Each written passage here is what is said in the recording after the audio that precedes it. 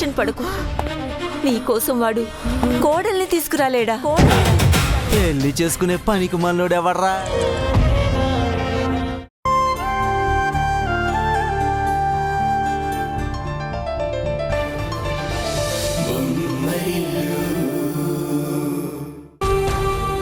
చూడండి ప్రభు గారు, కోర్టు తీర్పిస్తుండగా మీరు ఏదో మాట్లాడాలి అన్నారు.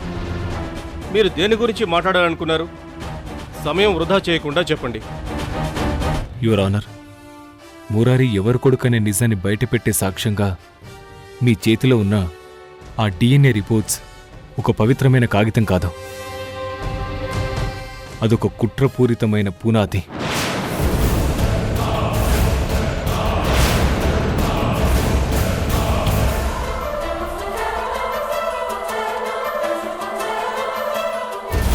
ఎందుకంటే ఆ రిపోర్ట్లో గౌరవప్రదమైన న్యాయస్థానాన్ని తప్పుదోవ పట్టించేలా తప్పులు జరిగాయని నేను నమ్ముతున్నాను.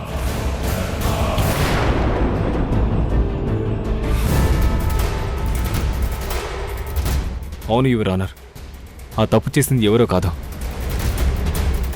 ఏసీపీ తరుణ్ గారు.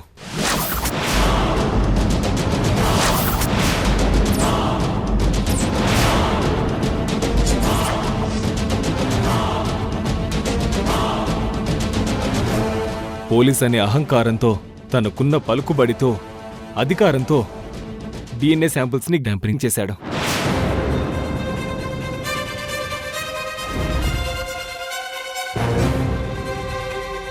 తన స్వార్థం కోసం ఒక బిడ్డ జీవితాన్ని కాదు, ఒక తల్లి మాతృత్వాన్ని కూడా దారుణంగా హత్య చేయాలని చూస్తున్నాడు.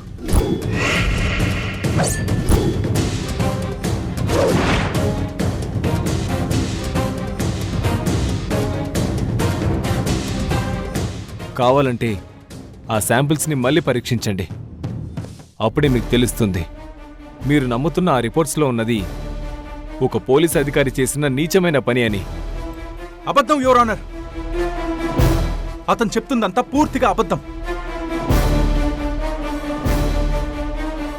ప్రభు కావాలనే అలా మాట్లాడుతున్నాడు.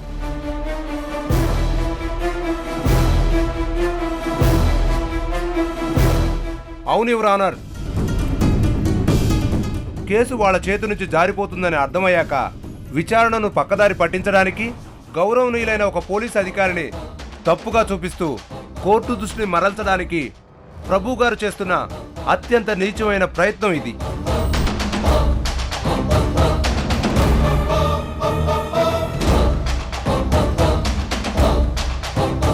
సాక్ష్యాలు మీ మెడకు ఉచ్చుగా బిగిస్తుంటే ఆ ఉచ్చు నుంచి తప్పించుకోవడానికి నిజాన్ని ఎదుర్కోలేక ఒక పోలీస్ అధికారి వ్యక్తిత్వాన్ని లక్ష్యంగా చేసుకొని మీరు ఆడుతున్న ఈ విషపూరితమైన ఆటను న్యాయస్థానం ఒప్పుకోదు ప్రభు గారు.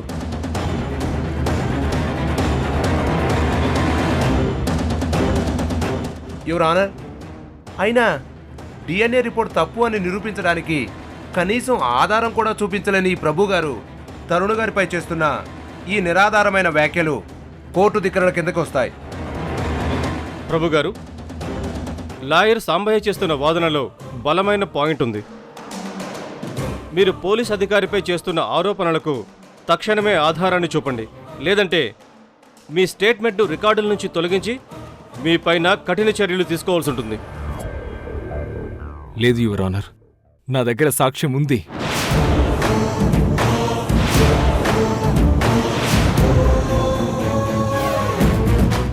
మీ దగ్గరున్న సాక్ష్యం ఏంటో చూపించండి. ఏసీపీ తరుణ్ గారు డిఎన్ఏ టెస్ట్ రిజల్ట్స్ వచ్చిన హాస్పిటల్కి వెళ్ళి అక్కడి సాక్ష్యాలు తారుమారు చేసినట్టుగా ఆ హాస్పిటల్లో వర్క్ చేసే ఒక టెక్నీషియన్ తన మనసుని చంపుకోలేక నాకు ఫోన్ చేసి ఈ భయంకరమైన నిజం చెప్పారు.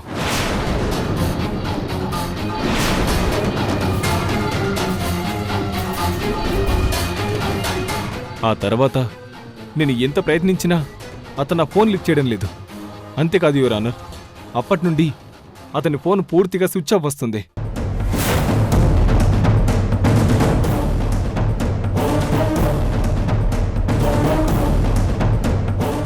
యువర్ ఆనర్, నాకు తెలిసి ఆ ఇన్ఫర్మేషన్ తెలిసిన వ్యక్తి గురించి తరుణ్ గారికి తెలుసు. అతను సాక్ష్యం చెప్పకుండా భయపెట్టేలా చేశాడేమోనని నా అనుమానం.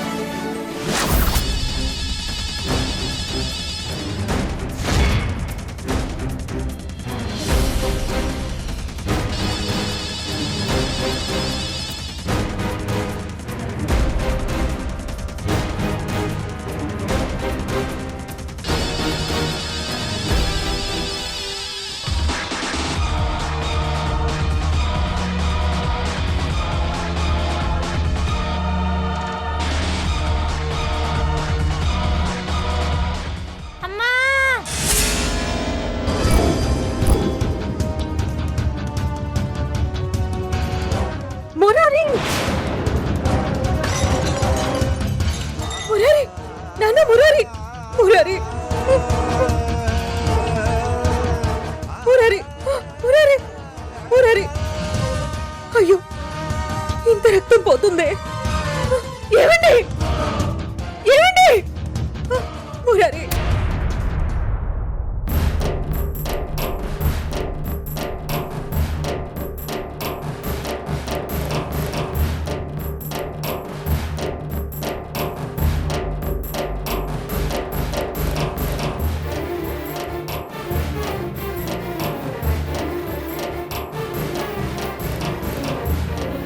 డాక్టర్, కంటిన్యూస్ గా బ్లీడింగ్ అవుతుంది. బ్లడ్ ఆగడం లేదు doctor. This is not a good sign. నాకెందుకో ఇది హిమోఫీలియానేమోనని అనుమానంగా ఉంది.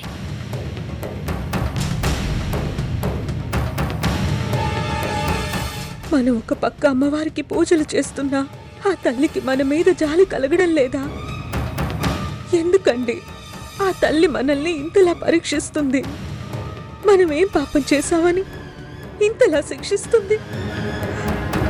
ఈ కష్టం నుంచి మనకి విముక్తి ఎప్పుడండి? మన ఒకప్పట్లో ప్రశాంతంగా ఉండేది ఎప్పుడు?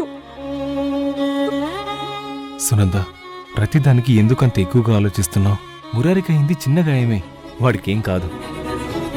డాక్టర్స్ చిన్న కట్టు కట్టి ఇప్పుడే డిశ్చార్జ్ చేసి పంపిస్తారు చూడు.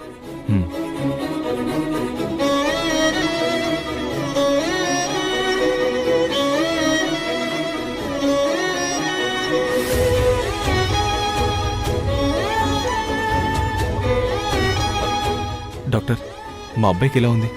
బానే ఉన్నాడు కదా? గాయం చిన్నదే కదా? ఇప్పుడే ఇంటికి తీసుకెళ్ళిపోవచ్చు కదా? ప్రభు గారు, మీ బాబుకి తగిలిన గాయం చిన్నదే, కానీ ఎందుకో తనకు రక్తం గడ్డకట్టడం లేదు.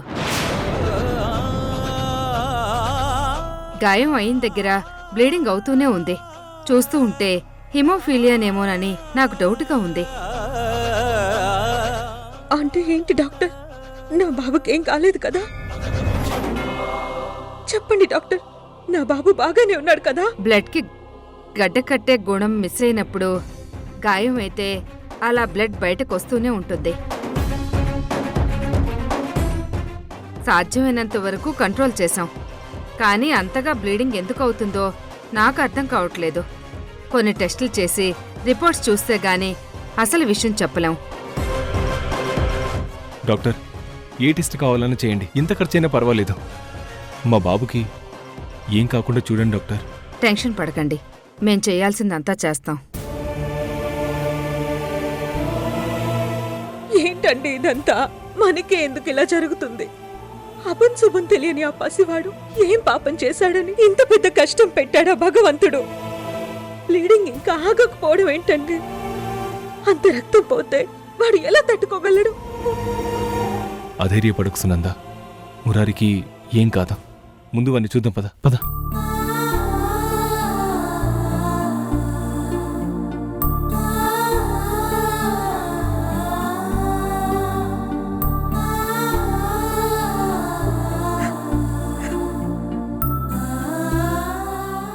కన్నా ఎంత కష్టం వచ్చిందిరా నీకు. పాపిష్టిదాన్ని నిన్నిలా వదిలి వెళ్లాల్సింది కాదు. ఈ అమ్మను క్షమించరా.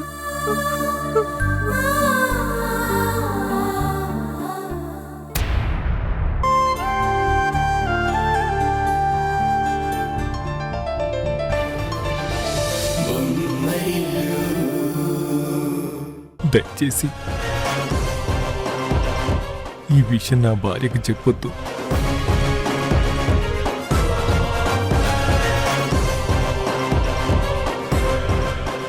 ఆ మాట వింటే తను వెంటనే ప్రాణాలు వదిలేస్తుంది.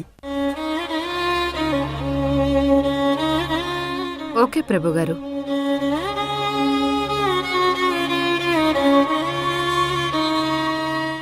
ఏంటండి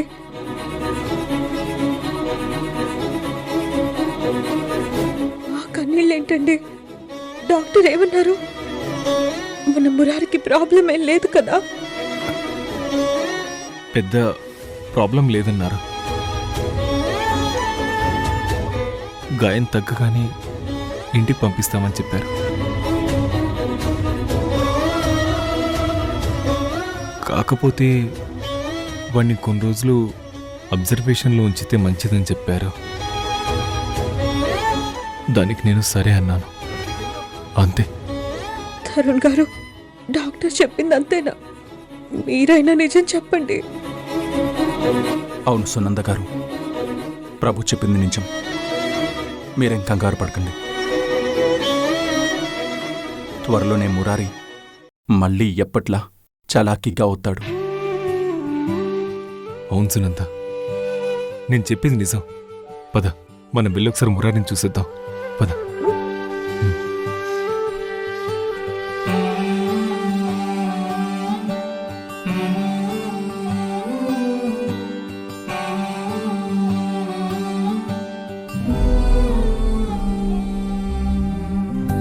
గుండెలోనా సవ్వడుందే, గొంతులోనా ప్రాణముందే.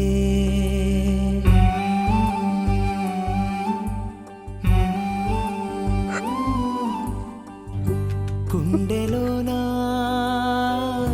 సవ్వడుందే, గొంతులోనా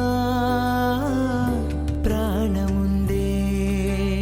ఊపిరి మాత్రం ఉన్న పళంగా పోతున్నట్టుందే. ఉక్కిరి బిక్కిరి చేసే బాధే చుట్టుముట్టిందే. బంగారు కొండ, ఏమైందిరా నీకు? సేతావు నీ రాతలో, నీ సేతి బొమ్మలా ఈ నేల మీద మేము ఆడాలి ఎన్ని ఆటలో. ఓరోరి దేవుడో ఎన్నెన్ని సితారాలు సేతావు నీ రాతలో.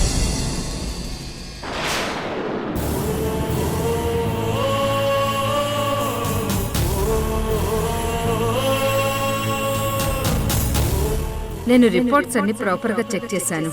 బాబుకి వైట్ బ్లడ్ సెల్స్ చాలా ఎక్కువగా ఉన్నాయి.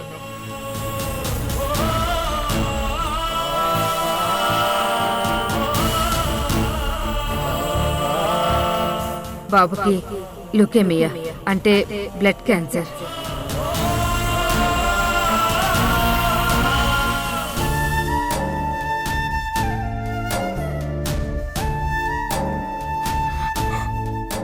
రేపటి మా ఆశలకి ప్రాణం పోయాల్సిన మురారి ఇప్పుడు వాడి ప్రాణం కాపాడుకోవడం కోసం పోరాటం మొదలుపెట్టాడు. మురారికి వచ్చిన ఈ జబ్బు గురించి ఇప్పుడు హారికకు చెప్పాలా, లేక ఈ నిజాన్ని తన దగ్గర దాచాలా? ఒకవేళ చెప్పేస్తే మురారి అనారోగ్యం గురించి తెలిసిన హారిక తట్టుకుంటుందా, లేక దాచేస్తే?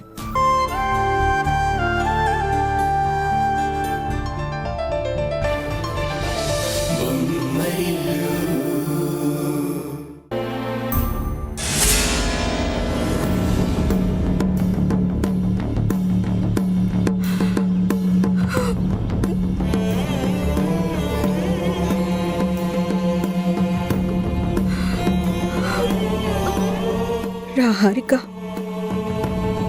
చూడు, మన మురారి ఇప్పుడు ఎలా అయిపోయాడు?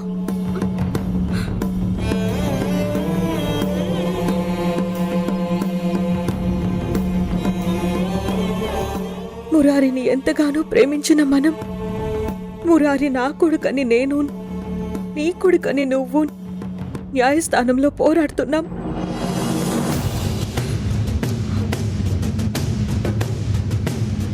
కానీ ఇప్పుడు వీడి పరిస్థితి ఎలా అయిందో చూసావా?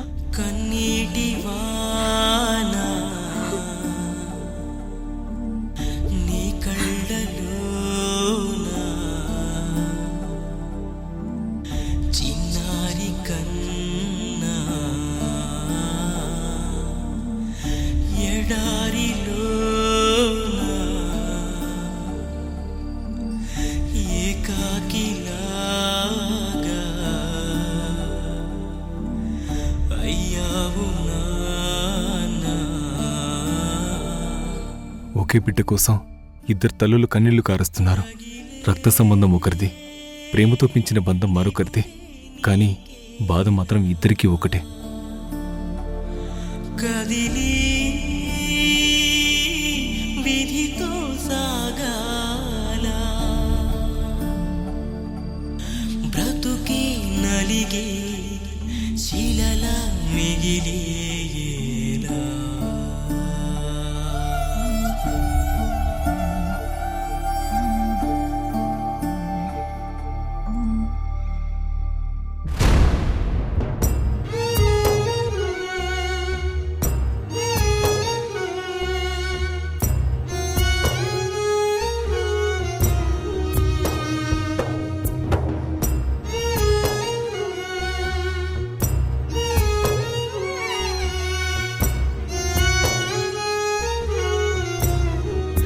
డాక్టర్, ఇప్పుడు బాబుకి ఎలా ఉంది? మీరు అమ్మని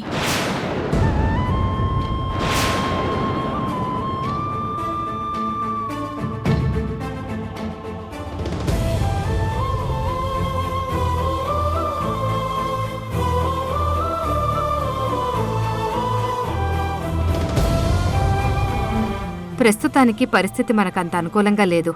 బాబుకేం కాకూడదని ఆ దేవుణ్ణి ప్రార్థిద్దాం.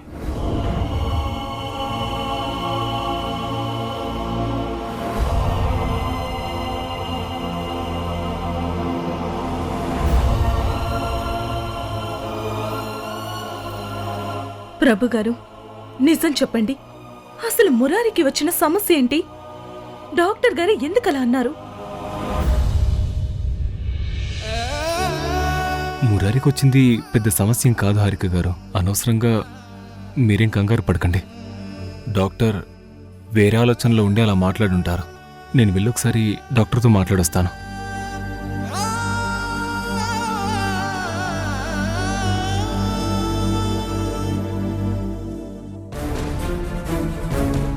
నాకు ఏదో అనుమానం వచ్చి ఇదే మాట తరుణ్ గారిని కూడా అడిగాను. ఆయన కూడా ఇలానే సమాధానం చెప్పారు. నాకెందుకు వీళ్ళు మన దగ్గర ఏదో దాస్తున్నారనిపిస్తుంది. తరుణ్ మురారిని చూడ్డానికి హాస్పిటల్కి వచ్చాడా? అంటే తరుణ్కి ఈ విషయం ముందే తెలుసా? తెలిసి కూడా నాకు మాట మాత్రమైనా చెప్పలేదే. ఈ విషయం గురించి తరుణ్ తోటి అటో ఇటో తేల్చుకోవాలి.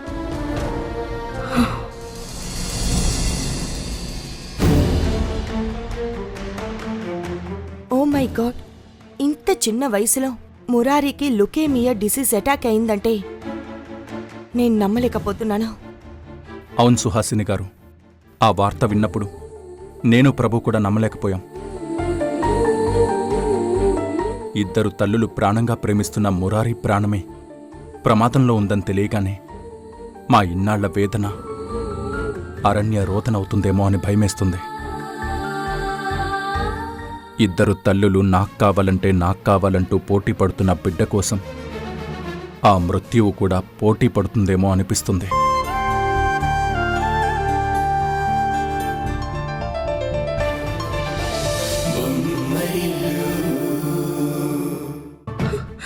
చెప్పు తరుణ్, మురారికి ఏం జరిగింది? మాకెవ్వరికీ తెలియకుండా నువ్వు మురారి గురించి దాస్తున్నా నిజం ఏంటి?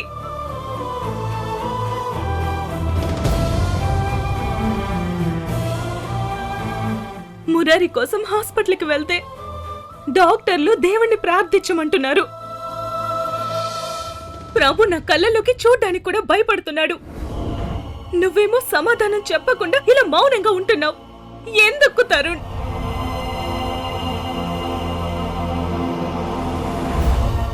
తరుణ్, మౌనం అంటే అబద్ధాన్ని దాచడం కాదు, నిజం చెప్పే ధైర్యం లేకపోవడం.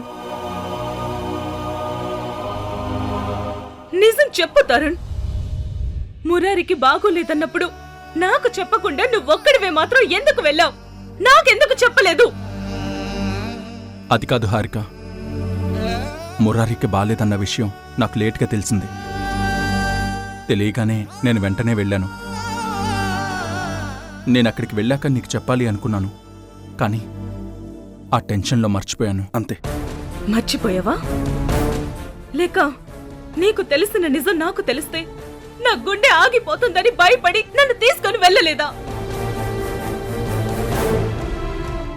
కన్న బిడ్డ కష్టంలో ఉన్నప్పుడు తల్లి వెంటే ఉండాలి, కానీ నువ్వు దాన్ని ఆపాలని చూసావు. అంటే నా అమ్మతనాన్ని అవమానించాలని అనుకున్నావా తరుణ్?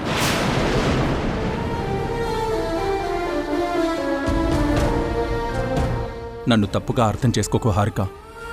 మురారికి అలా జరిగిందని నీకు చెప్తే నువ్వు తట్టుకోలేవని, మురారిని అలా చూసి బాధపడతావని నిన్ను తీసుకుని వెళ్ళలేదు.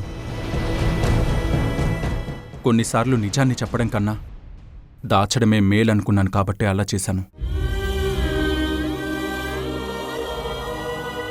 నేను చెప్పేది నీకు అబద్ధంలా అనిపించొచ్చు హారిక, కానీ మురారిని కాపాడుకోవాలనే తపన తప్ప నిన్ను మోసం చేయాలనే ఆలోచన మాత్రం నాకు లేదు. లేదు, నువ్వు అబద్ధం చెప్తున్నావు. నువ్వు నిజాన్ని దాస్తున్నావు. నేను అమాయకురాల్ని కావచ్చు, కానీ నీ తెలివిని అర్థం చేసుకోలేని దాన్ని మాత్రం కాదు. హారిక, ఎందుకు అలా మాట్లాడుతున్నావు? లేనిపోని అపోహలు కల్పించుకుని మన జీవితాన్ని చిక్కుముడిలా ఎందుకు మారుస్తున్నావు?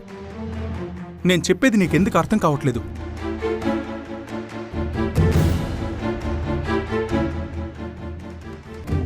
అర్థమవుతుంది తరుణ్. నువ్వు నన్ను కాపాడడానికి చేస్తున్న ప్రయత్నం కంటే నీ అబద్ధాల వెనక దాగున్న అసలు ఉద్దేశం నాకు బాగా అర్థమవుతుంది. నువ్వు దాస్తున్న నిజం ఒక దీపమైతే ఆ దీపాన్ని ఆర్పేసి ఆ చీకట్లో నా బిడ్డని బ్రతికించాలని చూస్తున్నావా? నువ్వు దాస్తున్నది మురారి ఆరోగ్యం గురించి అయితే ఆ నిజం చెప్పడానికి ఇంకా ఎందుకు ఆలస్యం చేస్తున్నావు? అయినా అబద్ధాలు చెప్పి గెలిచే యుద్ధం ఎవరికి అక్కర్లేదు తరుణ్. అందుకే నువ్వు మురారి గురించి దాస్తున్న నిజం ఏంటో చెప్పమని అడుగుతున్నాను. అలాంటిదేమీ లేదు హారిక. అరే, నేను ఎంత చెప్పినా నువ్వెందుకు అర్థం చేసుకోవడం లేదు? అయినా మురారిది నువ్వు భయపడాల్సినంత పెద్ద సమస్య ఏం కాదు. ఈ ఒక్కసారి నన్ను నమ్ము హారిక, అంతా సర్దుకుంటుంది. లేదు తరుణ్, నేను నమ్మను. మురారి గురించి దాస్తున్న నిజమేంటో ఇప్పుడే చెప్పి తీరాలి. నీ దగ్గర నేను దాచడానికి ఏం లేదని చెప్తున్నా. ఎందుకు ఇలా ప్రవర్తిస్తున్నావు? ప్రశ్నించే హక్కు నీకుండొచ్చు, కానీ నిందలు వేసే అధికారం మాత్రం నీకు లేదు.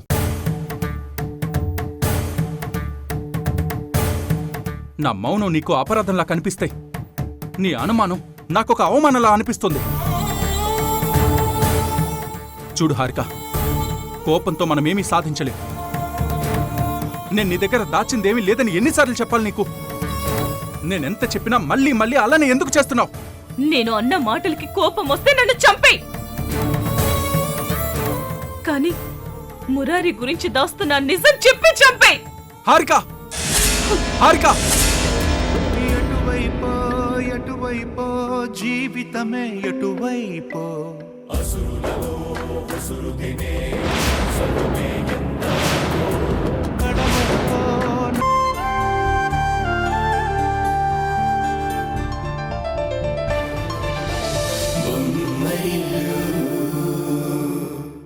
ఆలోచిస్తున్నావేంటుషా? హారిక ఏడుస్తూ నిన్ను నిజం చెప్పమని ప్రాధాయపడుతూ ఉంటే నువ్వలా రాయిలా నిలబడి ఆలోచిస్తావేంటి?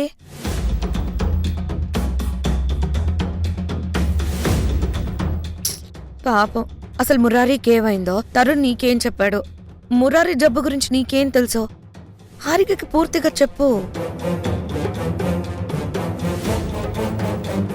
ఎందుకంటే మీరంతా కలిసి దాస్తున్న ఆ నిజం ఏంటనేది తనకు కూడా తెలియాలి కదా. చెప్పు ఉషా, మేఘనకు అడిగిన ప్రశ్నలకు సమాధానం చెప్పు.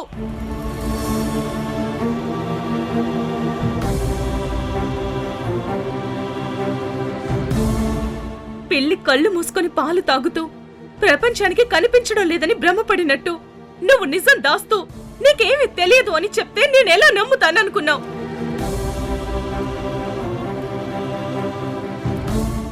ఒక తల్లిగా నేను నా బిడ్డ గురించి ఆలోచిస్తూ ఇంతలా నరకాన్ని అనుభవిస్తుంటే నన్ను ఒక పిచ్చిదాన్ని చేసి ఆడుకుంటున్నారు మీరంతా.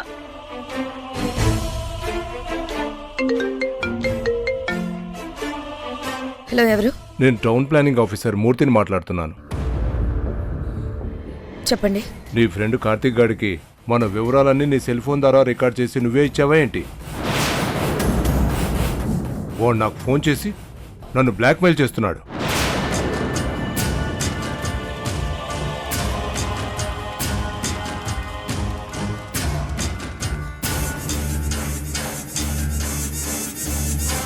ఇష్యూని నేను సెటిల్ చేస్తాను.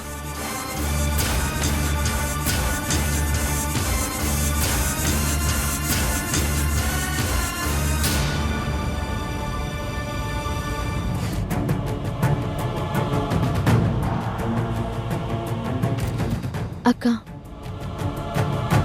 నేను నిన్ను మోసం చేయడం లేదు, ఎప్పటికీ ఆ పని చెయ్యను కూడా.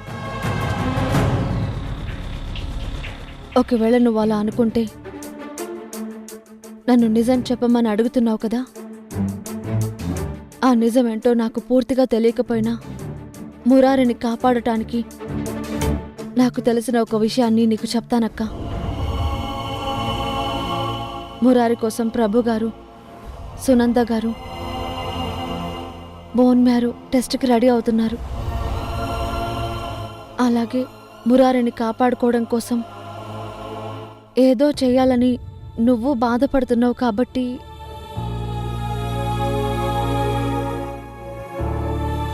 నువ్వు తరుణ్ బాబు గారు ఇద్దరూ కలిసి మురారిని కాపాడటానికి అవసరమైన బోన్ మ్యారో టెస్ట్ చేపించుకోండి. ఒకవేళ అది సక్సెస్ అయితే అప్పుడు నువ్వు చూపించే ప్రేమ కాదక్క, నీ రక్తంలో ఉన్న కణాలు కూడా మురారిని కాపాడగలవు. అందుకే నేను చెప్పేది ఒక్కసారి ఆలోచించక్క.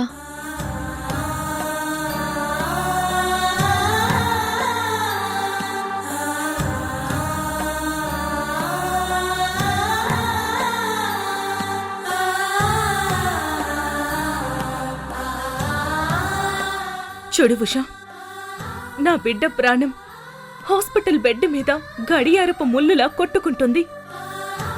అయితే ఆ ప్రాణాన్ని కాపాడడానికి నువ్వు చూపించిన ఈ దారి ఒక చీకటి గదిలో దొరికిన వెలుగులా అనిపిస్తుంది. అందుకే మురారి కోసం బోన్ మ్యారో టెస్ట్ చేయించుకోవడానికి నేను సిద్ధం. మీ బావగారికి విషయం చెప్పి ఆయన్ని కూడా నువ్వే ఒప్పించాలి.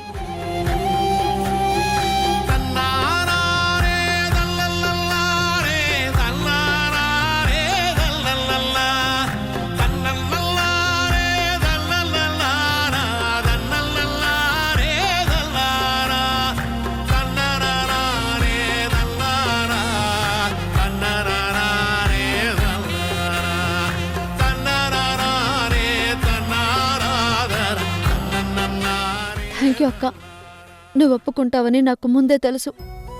అంతేకాదు, మురారి పైన నువ్వు చూపించే ప్రేమ, బావగారు చూపించే బాధ్యత కలిస్తే మురారిని ఏ ఆపద కూడా ఏం చేయలేదక్క. నేనిప్పుడే వెళ్ళి తరుణ్ బాబు గారితో ఈ విషయం గురించి మాట్లాడతాను. వస్తానక్క.